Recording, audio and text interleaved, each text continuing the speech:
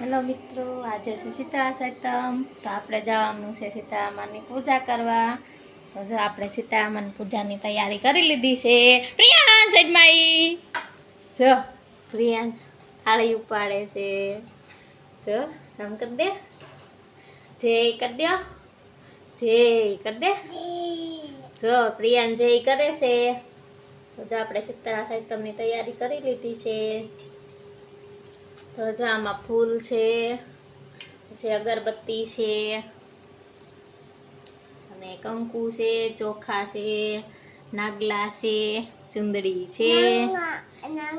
તો બધું લીધું છે આપણે. તો આપણે જવાનું છે પૂજા કરવા. તો જો આપણે તૈયારી કરી લીધી છે અને આપણે જઈશું પૂજા કરવા. જો અગરબત્તી છે, ફૂલ, કંકુ, ચોખા, ચુંદડી, રૂમાલ, પછી પાણીનો લોટો, ઘઉં.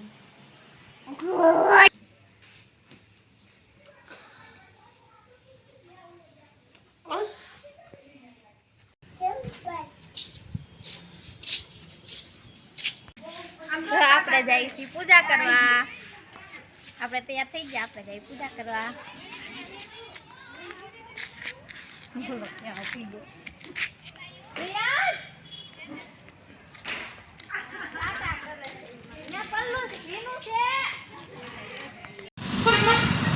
જો આપણે રસ્તામાં આયલા જઈએ છીએ અને પ્રિયાંશ કરે છે તોફાન. એટલું બધું તોફાન કરીમાં પ્રિયાંશ સીધો આયલો જા. તો પ્રિયાંશ તોફાન કરે છે રસ્તામાં.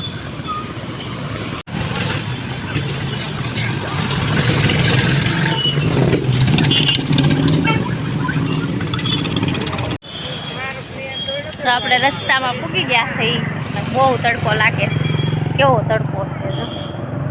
સવારે પ્રિયાંશ આયલો આવે છે, એના બા આયલા આવે છે, તોફાન કરતા આવે છે. તડકો બહુ લાગે છે, ગરમી થઈ બહુ.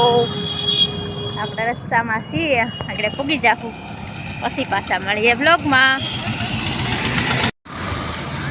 ફાઇનલી આપણે મંદિરે પૂગી ગયા છે. જો પ્રિયાંશ અંદર જશે, બા અને પ્રિયાંશ અંદર જાય, તો આપણે પણ મંદિરમાં જઈશું.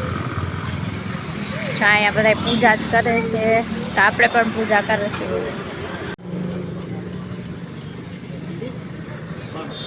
તો પ્રિયાંશ ચપ્પલ કાઢે છે. અહીંયા બધા દર્શન કરે છે. આ બધા બેઠા છે. અહીં પાણી ચાલુ છે. આ જો બધા અહીંથી પાણી ભરે છે. સીતામાને વાહો ટાઢો કરવાનો છે. આપણે પણ અહીંથી ભરી લઈશું. આપણે મંદિરે પૂગી ગયા અને આપણે બેસશું સીતામાની પૂજા કરવા. જો આ મંદિર છે, અહીં બધા પૂજા કરે છે. આપણે પણ બેસી જશું પૂજા કરવા.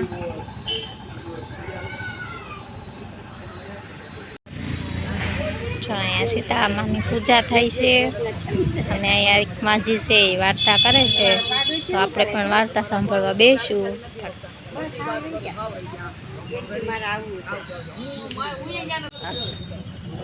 મારા સાસુ પૂજા કરવા બેસી ગયા છે. તો જો એ નાગલા ચડાવે છે, ચુંદડી ચડાવે છે, ચાંદલા કરે છે અને કુલેર પણ ધારે છે.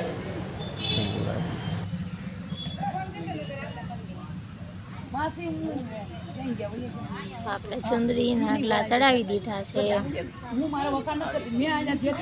અને હવે ચુંદડી ચડાવીએ છીએ.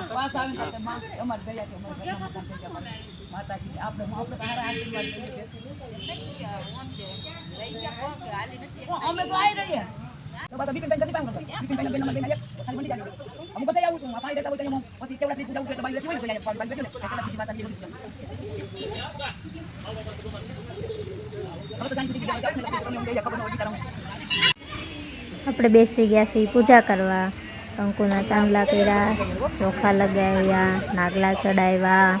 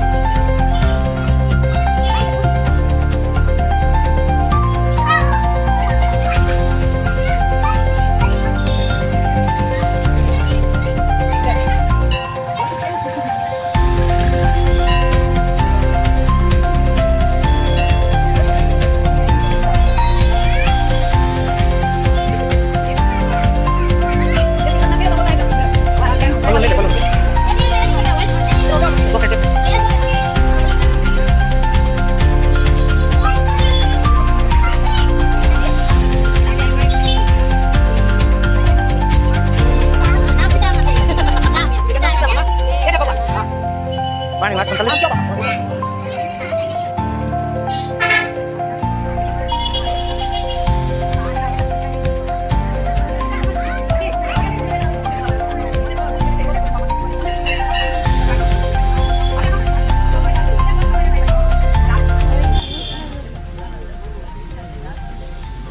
બધા પૂજામાં બેઠા છે અને બીજા વારામાં ઊભા છે.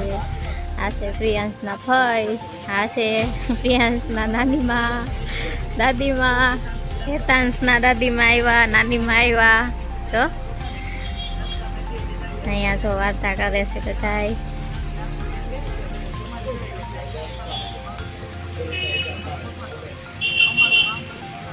માજી છે એ વાર્તા કઈ સંભળાવે છે બધાને અને જો અહીંયા બધા શાંતિથી સાંભળે છે.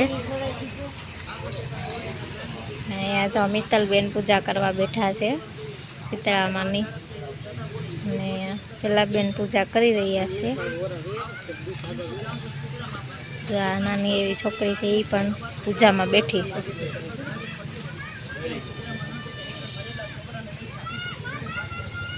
આ સીતારામનું મંદિર છે.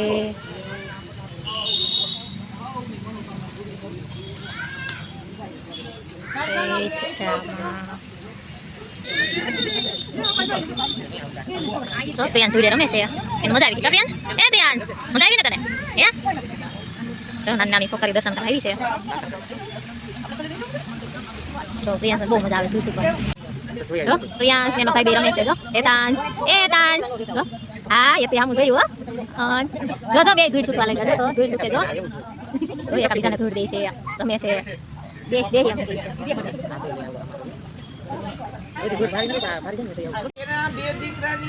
ફાઇનલી આપણે પૂજા કરી લીધી છે. તો જો હવે મારા સાસુ વાર્તા વાંચે છે તો આપણે બેસશું વાર્તા સાંભળવા. જ્યારે નાની વહુ ઘણી ભલી ભોળી અને પારકાના દુખે દુખી થનારી હતી. પવિત્ર શ્રાવણ માસ આવ્યો. રાંધણ છઠના દિવસે નાની વહુ રસોડે રાંધવા બેઠી અને રાત સુધી રાંધતી રહી. પછી ચૂલો ઠારવાનો વિચાર કરતી હતી. ત્યાં પારણે પોઢેલો એનો નાનો છોકરો રડવા લાગ્યો. તેથી સાતે કામ પડતા મૂકી અને નાની વહુએ છોકરાને ખોળામાં લીધો. જરા પડકે થઈ દિવસ આખાનો થાક હોવાથી જરાક આંખ મળી ગઈ અને ચૂલો ઠારવાનો રહી ગયો. અડધી રાત પછી સીતરામાં ઘેરે ઘેરે ફરવા નીકળ્યા. ફરતા ફરતા નાની વહુના ઘરે આવ્યા અને ચૂલામાં અડકવા લાગ્યા. ત્યાં તો શરીરે ઠંડક ઉડાવવાના બદલે કાળી લાગી અને સીતરામાં દાજી ગયા. આથી માને ઘણો ક્રોધ વ્યાપી ગયો. તરત જ નાની વહુને શ્રાપ દીધો, હે મૂર્ખ સ્ત્રી, જેમ મારું શરીર બળ્યું તેમ તારું પેટ બળજો. નાની વહુ સવારે ઉઠી ચૂલા તરફ નજર કરી તો ચૂલો સળગતો હતો અને પડખામાં સૂતેલો છોકરો બળીને ભડતું થઈ ગયો હતો. નાની વહુની આંખમાંથી શ્રાવણ ભાદરવો વરસવા લાગ્યો. એ જાણી ગઈ કે જરૂર પોતે સીતરામાના દોષમાં આવી ગઈ છે. માતાએ શાપ આપ્યો છે. એ તો રડતી રડતી સાસુ પાસે ગઈ. બધી વાત કરી. સાસુએ ગડગડા અવાજે આશ્વાસન આપતા કહ્યું, વહુ ધીરજ ધર, સીતરામા પાસે જઈને તારા છોકરાનું જીવન માંગજે. માં તો દયાળુ છે, જરૂર તારા પર કૃપા કરશે. નાની વહુ સાસુના આશીર્વાદ લઈ છોકરાને સુટલામાં નાખી સીતરામાની શોધમાં નીકળી. વનવગડા વીલતી જાય તે સીતરામાનું રટણ કરતી જાય. રસ્તામાં બે તલાવડી આવી. બંનેના પાણી ભળી ગયેલા, બંને છલોછલ હતી. કાંઠે પક્ષી બેઠેલા પણ કોઈ પાણી પીતું નથી. મનુષ્ય કે પશુ પંખી કે પારેવા જે કોઈ આ બે તલાવડીનું પાણી પીતું એ મરણને શરણે થતું. નાની વહુ સુડલો લઈને જતી જોઈ તલાવડી બોલી, બાય રે બાય, કયા જાય છે? એ નાની વહુ સીતરામાના કોપની વાત કરી અને માની કૃપા મેળવવા જાઉં છું એમ કહ્યું. ત્યારે તલાવડી બોલી, બહેન અમારું એક કામ કરજે. અમારા એવા તે સાપ આપશે કે કોઈ અમારું પાણી પીએ તે મૃત્યુ પામે છે. માં મળે તો અમારા દુઃખનું નિવારણ પૂછજે. નાની વહુ હા પાડી આગળ વધી. રસ્તામાં બે લડતા આખલા મળ્યા. બંનેની ડોકે ઘંટીના પડ બાંધેલા. નાની વહુને જોઈ પૂછ્યું, વહુ ક્યાં હાલી? નાની વહુએ સીતરામાના કોપની વાત કરી. ત્યારે આખલા બોલ્યા, અમારું એક કામ કરજે, અમે સદાય લડ્યા જ કરીએ છીએ. અમારા પાપનું નિવારણ પૂછજે. નાની વહુએ હા પાડી. પછી આગળ ચાલી થોડે ત્યારે ડોસી બોલી, અલી જરાક મારું માથું તો જોતી જા. નાની વહુને ઉતાવળ હતી પણ એ ઘણી દયાળુ હતી. મરેલા છોકરાને ડોસીમાના ખોડામાં મૂકી એ તો બેઠી જૂ વીણવા. થોડી વારે ખંજવાળ મટી ગઈ તો ડોસીમાએ આશીર્વાદ દીધા, જેવું મારું માથું ઠર્યું એવું તારું પેટ ઠર્યો. એટલામાં તો ઘણો ચમત્કાર થયો. ડોસીમાના ખોડામાં પડેલો મરેલો છોકરો હાથ પગ ઉછાળી કિલકારી દેવા લાગ્યો. નાની વહુ તો તરત જ જાણી ગઈ કે આજે તો સીતરામાં છે. એમના પગમાં પડી ગઈ, રડી પડી, બોલી, માં મને માફ કરી દો. મેં તો તમારું શરીર બાળેલું પરંતુ તમે મારું પેટ ઠર્યું છે. તમને મારા લાખ લાખ વંદન છે. પછી તલાવડીના કષ્ટનું નિવારણ ન પૂછતા સીતરામાં બોલ્યા કે પરભવમાં બને શોક હતી. તે દી ઉગ્યાથી દી આથમ્યા સુધી લડ્યા જ કરતી હતી. કોઈને છાશ પાણી આપે નહીં એટલે આ જન્મે કોઈ એનું પાણી પીતું નથી, પરંતુ તું ખભો ભરી પાણી પીજે એટલે એમના પાપ દૂર થશે. પછી નાની વહુએ આખલાના દુઃખની વાતો કરી તો સીતરામાં બોલ્યા કે દીકરી, પરભવમાં 2 દેરાણી જેઠાણી ઈર્ષા દેશથી ભરેલી હતી, કોઈને દળવાનું ખાંડવાનું આપતી નથી, એટલે આ ભાવે આખલા થઈ. ડોકે ઘંટીના પડ બાંધ્યા લેડા જ કરે, તું એમની ડોકેથી ઘંટીના પડ છોડી નાખજે, તેથી એમના પાપનો નાશ થશે. નાની વહુ સીતરામાના આશીર્વાદ લઈ હરખાતી રસ્તામાં આખલાની ડોકેથી ઘંટીના પડ છોડ્યા, તલાવડીનું પાણી પીધું. પછી દીકરાને રમાડતી ઘેરે આવી. સાસુ તો છોકરાને જીવતો જોઈ રાજીના રેડ થઈ ગયા, પણ જેઠાણીના કાળજામાં કાળી બળતરા થઈ. એમ કરતાં ફરી શ્રાવણ માસ આવ્યો. જેઠાણીને દેરાણીની જેમ સીતરામાના દર્શનની ઈચ્છા થઈ. રાંધણસર ચૂલે બેઠી અને રાતે ચૂલો ઠાર્યા વગર સૂઈ ગઈ. રાતે સીતરામા ચૂલામાં આરોટવા લાગ્યા. શરીર દાજ્યું તેથી સાપ દીધો અને જેઠાણીનો દીકરો ભડથું થઈ ગયો. સવારે દીકરાને મરેલો જોઈ જેઠાણી વિલાપ કરવા લાગી. બદલે ખુશ થઈને મરેલા છોકરાને સુંડલામાં નાખી સીતરામાને ગોતવા નીકળી. રસ્તામાં 2 તલાવડી એને ઊભી રાખી. પૂછ્યું, બાઈ રે બાઈ, ક્યાં હાલી? તો જેઠાણીએ નાકનું તેરવું ચડાવતા કહ્યું, તમારે શી પંચાયત? દેખાતું નથી, મારો દીકરો મરી ગયો છે, તેથી હું સીતરામાને ગોતવા ચાલીશું. અમારું કામ કરીશ? તલાવડીએ પૂછ્યું. તો જેઠાણીએ 10 શેરિયું માથું ધૂણાવ્યું, ચાલતી પકડી. આગળ જતા આખલા મળ્યા, એ નેત્રોના સંભળાવી દીધા. આગળ જતા 2 બોરડીના ઝાડ નીચે ચિતરેલા હાલતમાંથી એક ડોસીમાં મળ્યા. એ ડોસીમાં માથું જોઈ દેવાનું કહ્યું. તો જેઠાણી કાળઝાળ થઈ જતા બોલી કે એ ડોસલી, હું કાંઈ તારા જેવી નવરી નથી કે તારું માથું જોવા બેસી, હું તો જાઉં છું સીતરામા પાસે. જેઠાણી તો છણકો કરીને હાલી નીકળી. સવારથી સાંજ સુધી વગડામાં ભટકી, જંગલમાં ઝાડે કાંઠે ફરી વળી, પણ ક્યાંય સીતરામા ન દેખાય. એટલે મરેલા છોકરાને લઈ સાથી કૂટતી ઘેર પાછી આવી. હે સીતરામા, જેવા તમે દેરાણીને ફર્યા એવા સૌને ફરજો. જય સીતરામા, જય સીતરામા, જય સીતરામા. જય પ્રિયાંશ મંદિરે જય કરે છે. શંકર ભગવાનની શિવલિંગ છે, ત્યાં પૂજા છે.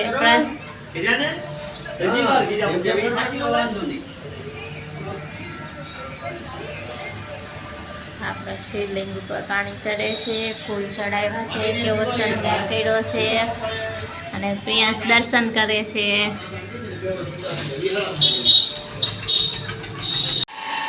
તો જો આપણે ઘરે પૂગી ગયા છે એ પૂજા કરીને, અને હવે આપણે કરશું ચૂલાની પૂજા. આપણે આવી ગયા રસોડામાં. આ છે અમારો ચૂલો. હવે આપણે ચૂલાની પૂજા કરશું.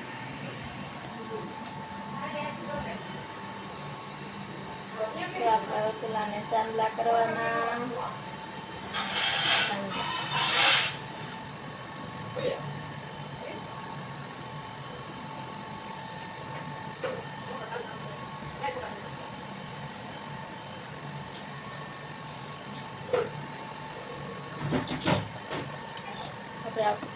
ચોખા